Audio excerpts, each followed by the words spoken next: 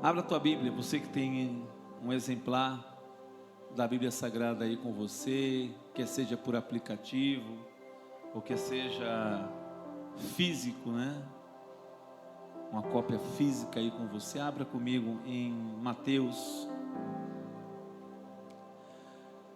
capítulo 16.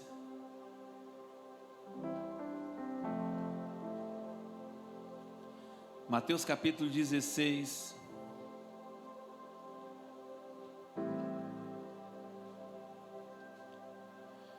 Nós estaremos conversando um pouquinho. A minha intenção aqui é somente dar continuidade àquilo que o Senhor já tem começado. Mateus capítulo 16, a partir do versículo 13. A partir do versículo 13.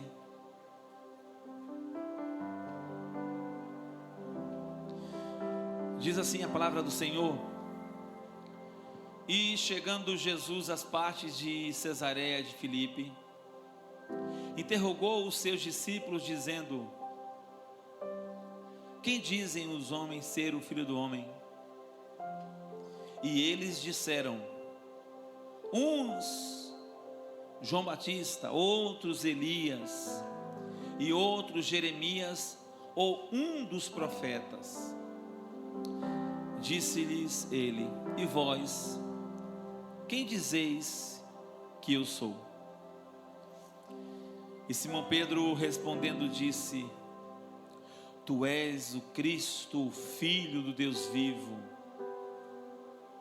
E respondendo disse-lhe: Bem-aventurado és tu, Simão Barjonas, porque não foi carne e sangue que tu revelou, mas meu Pai que está nos céus.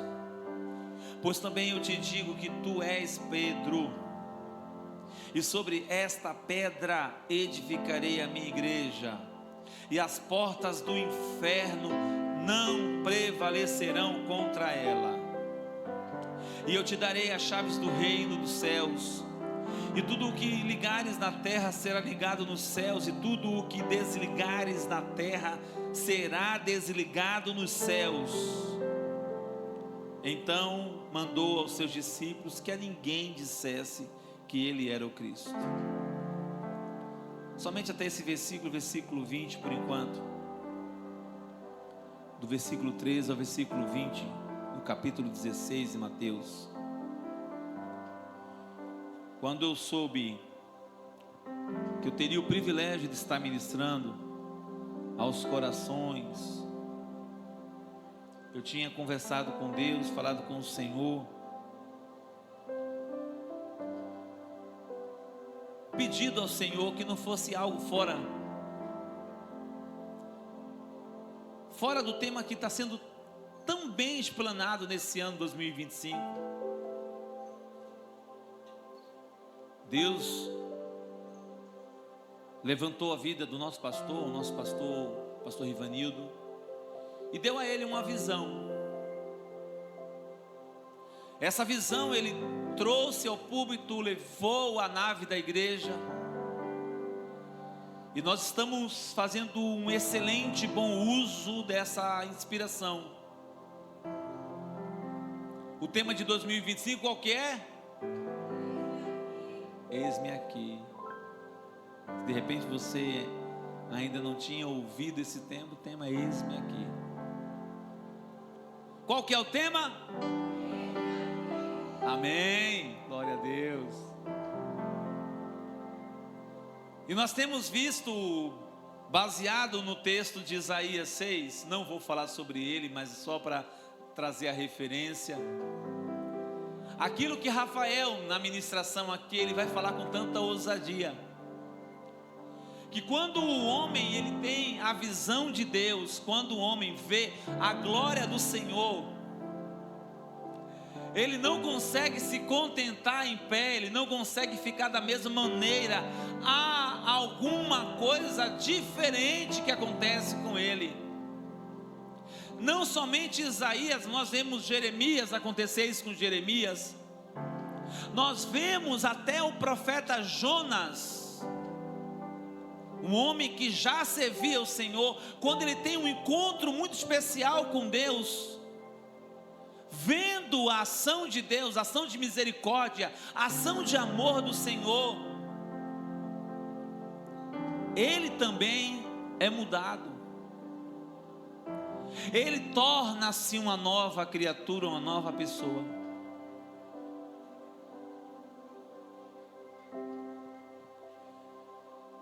O texto de Mateus 16, nós vemos o Senhor Jesus, ele fazer algo muito especial com seus discípulos. Foi orando ao Senhor, meditando nesse texto, que o Senhor me dava um tema para trabalharmos o Eis-me Aqui durante esse período de retiro que nós estamos. E o Eis-me Aqui envolve alinhar a nossa visão com a visão de Deus. O Eis-me Aqui requer de nós que a gente não mais enxergue como enxergávamos antes.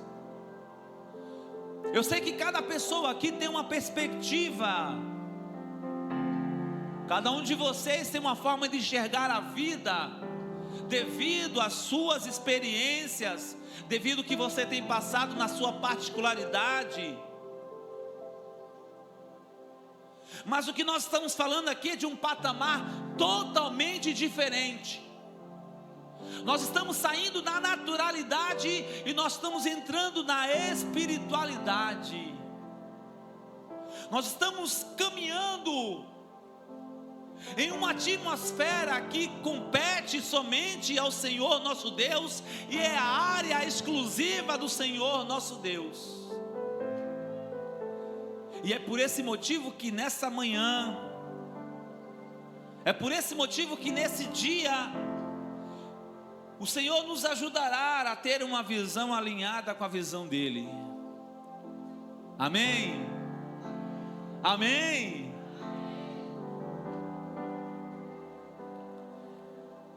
O Senhor Jesus, Ele chama os seus discípulos e leva eles, como diz o texto começa dizendo: chegando Jesus às partes de Cesareia de Filipe. Quando a gente não conhece nada daquilo que se tem relatado nas Escrituras,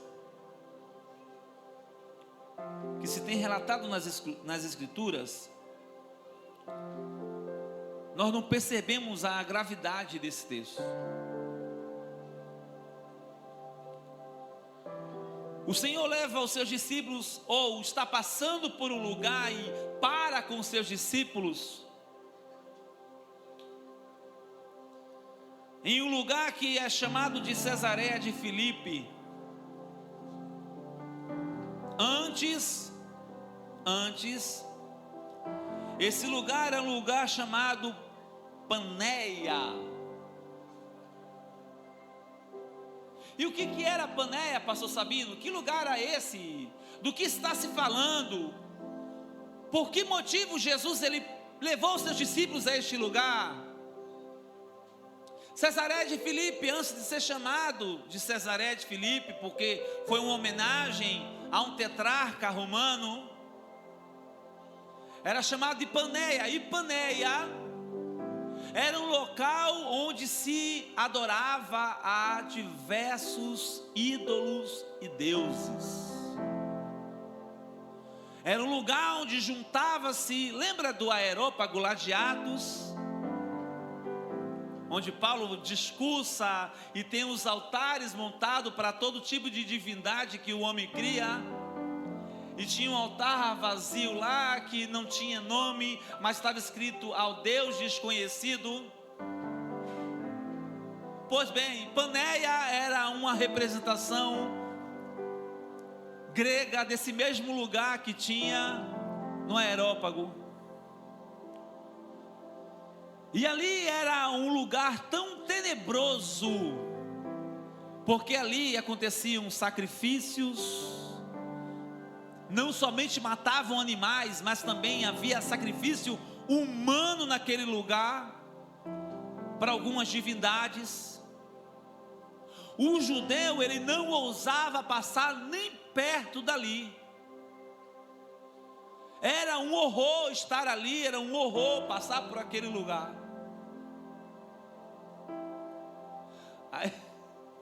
Aí Jesus, ele pega os discípulos: vamos ali comigo?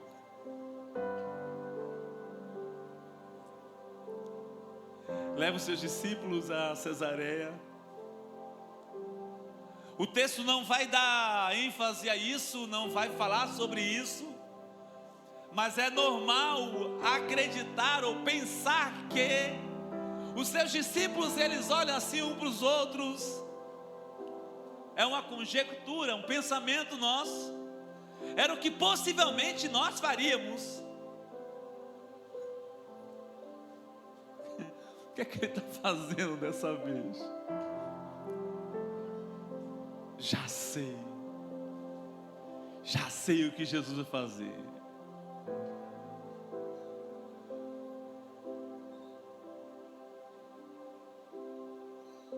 Possivelmente ele vai falar: isso aqui está tudo errado. Vai descer o chicote, vai começar a gritar com esses pagãos aí, vai derrubar os altares desses ídolos. Nós vamos ver Jesus fazendo a maior justiça.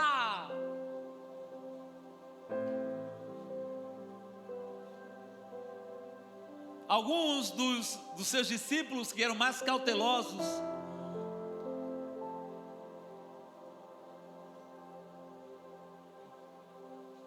eu acho que não devia nem ter vindo para cá. Não, pelo amor de Deus.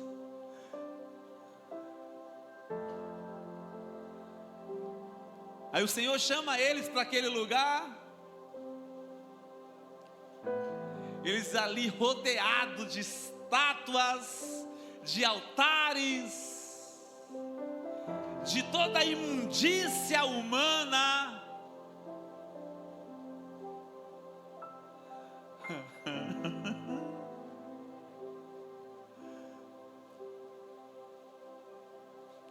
Deixa eu fazer uma pergunta para vocês.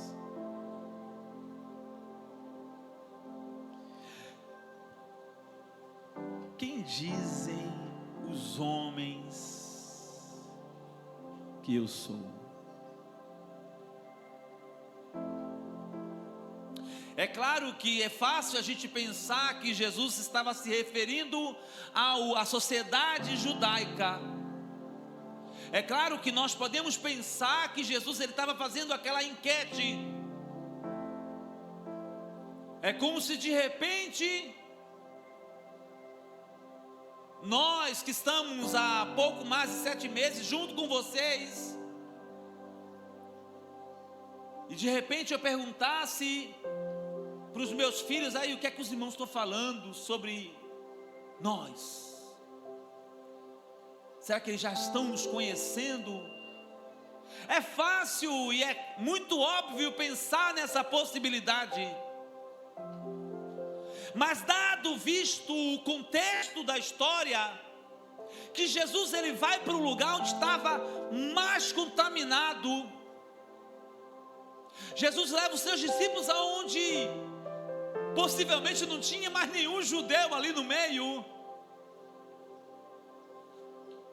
E faz uma pergunta aos seus discípulos: quem dizem os judeus quem eu sou? É assim que está o texto? Não. Quem dizem os fariseus que sou eu? Não. Quem dizem os homens que eu sou?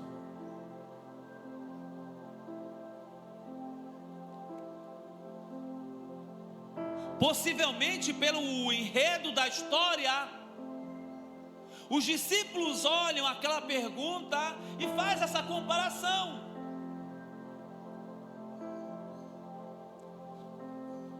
Eu acho que ele está perguntando dos judeus. O que é que a gente tem ouvido lá em Jerusalém, ou em toda a região da Judéia, talvez até em Nazaré.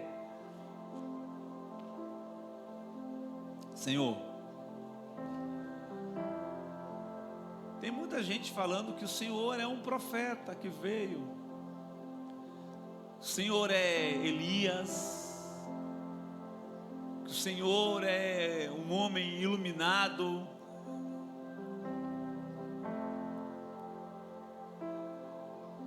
O Senhor Jesus, ele olha para os seus discípulos, mediante esse convite tão inusitado que ele fez aos seus discípulos, de levar eles a uma região que eles não estavam acostumados, a levar eles para dentro de uma cultura que eles não conheciam, ou que eles tinham medo de estar. E é como que o Senhor olhasse para eles e dissesse assim: e mediante o que eu estou fazendo, o que é que vocês acham? Quem vocês acreditam que eu sou?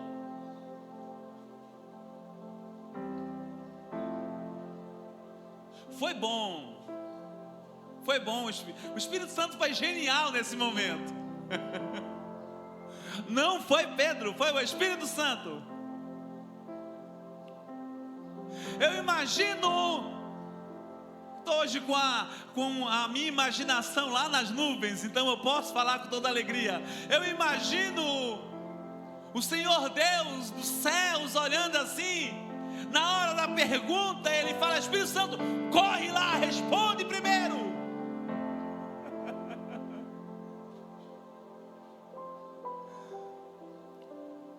Se algum outro discípulo fosse responder de qualquer maneira, de qualquer forma, a resposta não seria a correta se ouvir. A resposta dada naquele momento não faria diferença nenhuma para nós. Hoje estaríamos falando aqui de um Jesus que foi enxergado pelos seus discípulos como Elias, como um homem muito diferente da época, um homem que pensava fora da caixa, mas ainda um homem.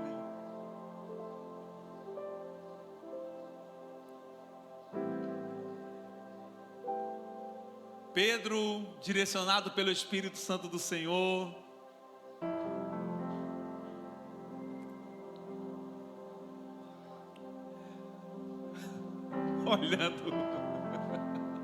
olhando os altares, olhando os ídolos, olhando tudo aquilo que era abominável.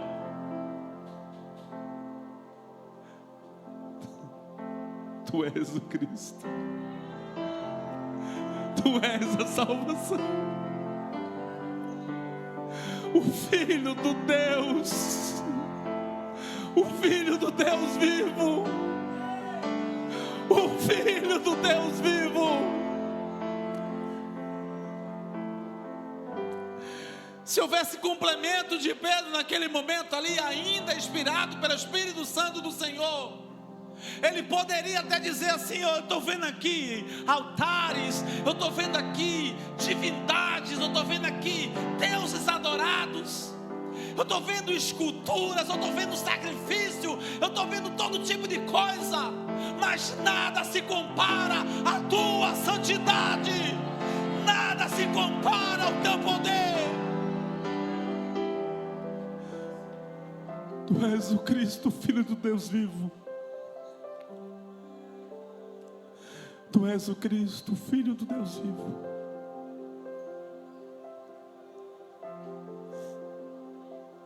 Senhor Jesus, Ele olha a resposta magnífica, inspirada, revelada, direto do trono da graça.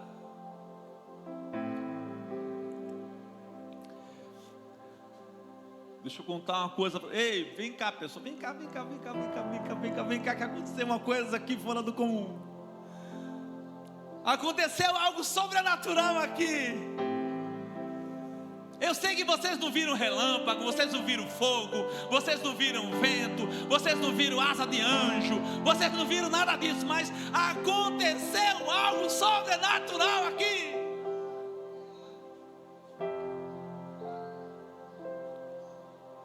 Tem tantas pessoas que se perdem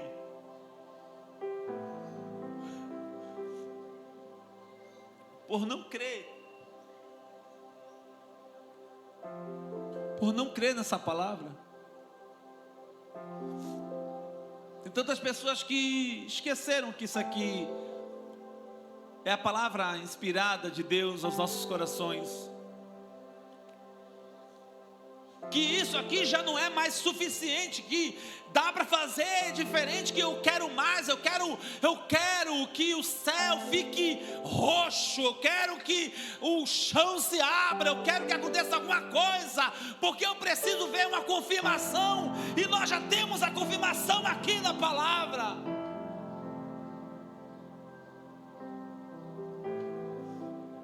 Aí o Senhor, Ele olha para os seus discípulos, apontando para Pedro, direcionando a mensagem ao seu discípulo, e diz assim: não foi lhe revelado nem carne, nem por sangue, mas pelo meu Pai que está nos céus. Você entende agora porque eu fiz essa conjectura de que Deus dá ordem ao Espírito Santo para trazer a mensagem a Pedro? Porque o próprio Jesus diz isso: não foi carne, não foi sangue, mas meu Pai que está nos céus é quem deu a ordem.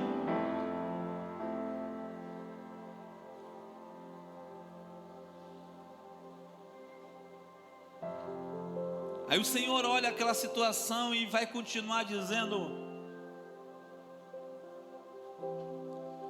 e observem bem.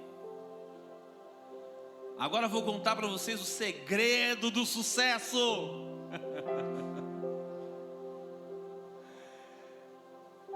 Ele se chama Pedro, que é Petrus, ou fragmento de pedra. Mas sobre esta pedra eu firmarei a minha igreja, e as portas do inferno não prevalecerão contra esta igreja.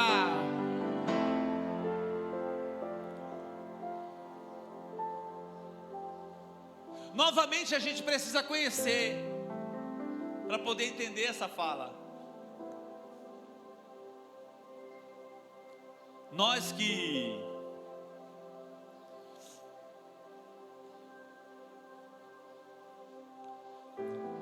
temos às vezes um conhecimento muito simples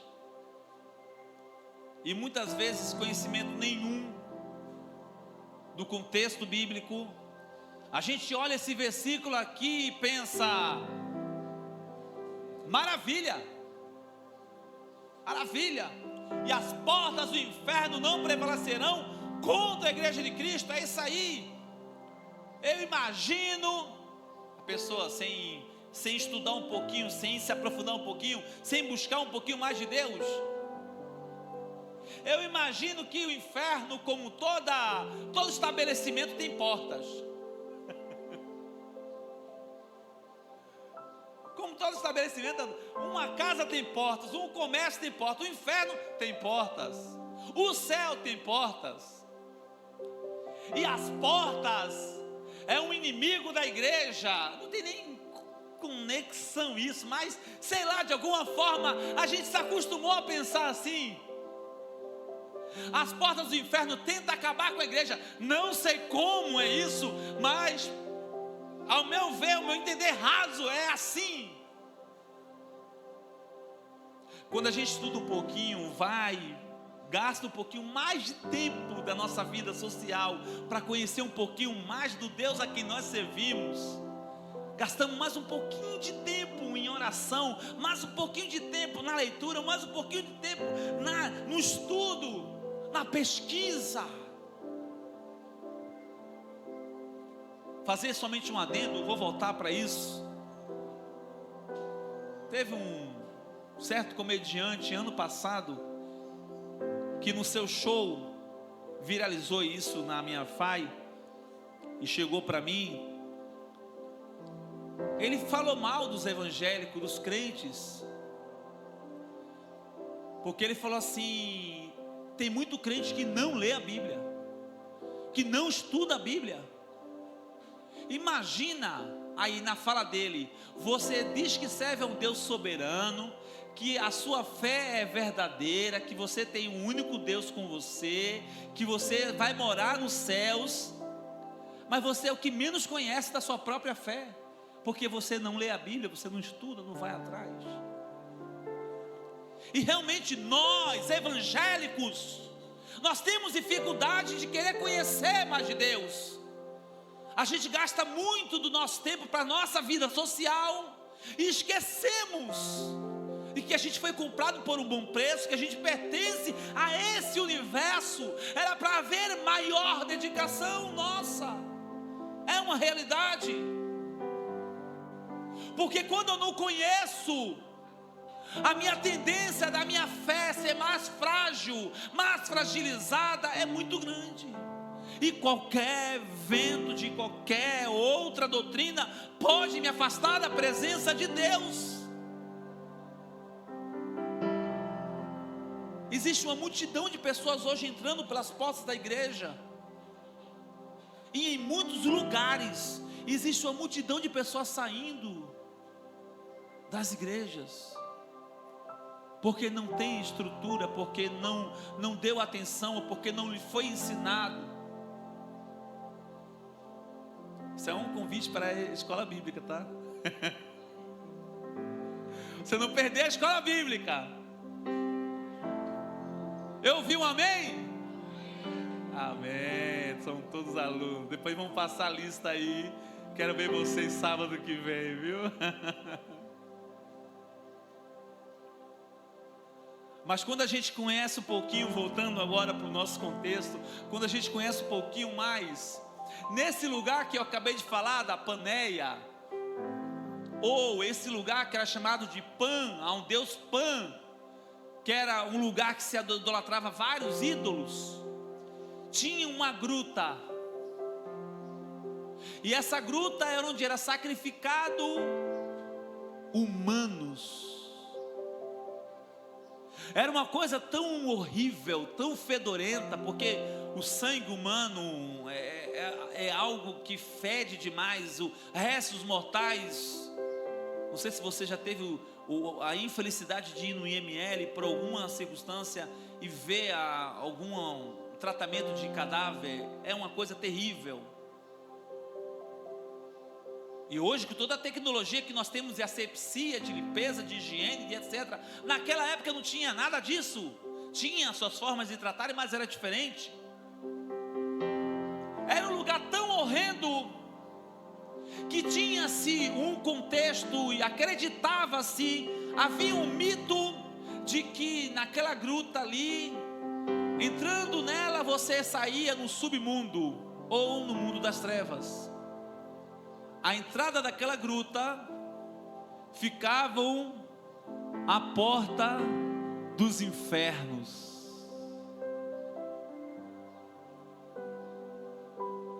Agora eu quero que você entenda o que Jesus quis dizer.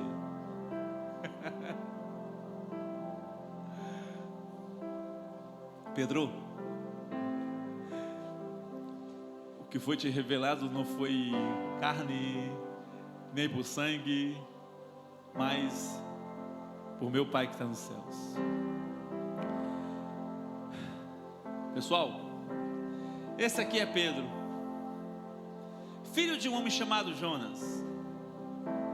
Bar, Jonas, Bar, prefixo Bar era de filho, e o sufixo Jonas era o nome do pai da pessoa. Então, Bar Jonas, filho de Jonas.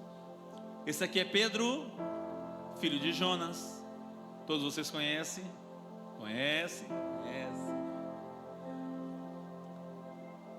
O nome dele é fragmento de pedra. Mas vocês não vão se apoiar num fragmento de pedra.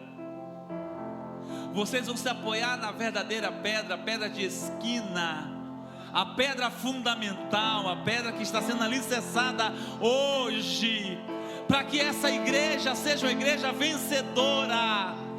Não importa a circunstância, essa igreja vai vencer. Está vendo esses horrores aqui? Está vendo aquela gruta ali, onde se sacrifica pessoas? Essa é a aparência que o mundo tem, porque vocês vão ver as atrocidades acontecerem, mas em meio a todas as atrocidades, a igreja continua caminhando, a igreja continua em frente. As portas do inferno não prevalecerão contra a minha igreja. Você consegue entender agora?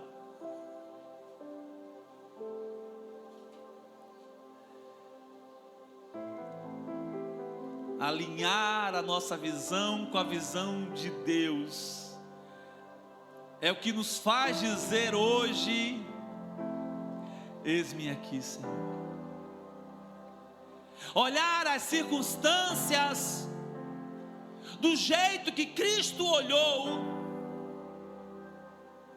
não se importar de que no seu convívio social, no meio da sociedade, de que Ferreiro, Juipiranga, Ibiranga, Ibatera, Aliança, Pernambuco, Brasil está corrompido, está entregue ao diabo. Não se preocupar com isso, mas fazer a diferença nesse lugar.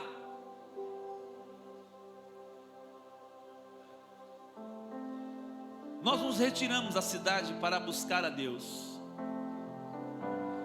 E eu tenho certeza que esse momento aqui, estamos sendo preparados pelo Senhor para voltarmos com toda a força de Deus de volta à sociedade e à nossa cidade, para proclamar o nome de Deus no meio das pessoas.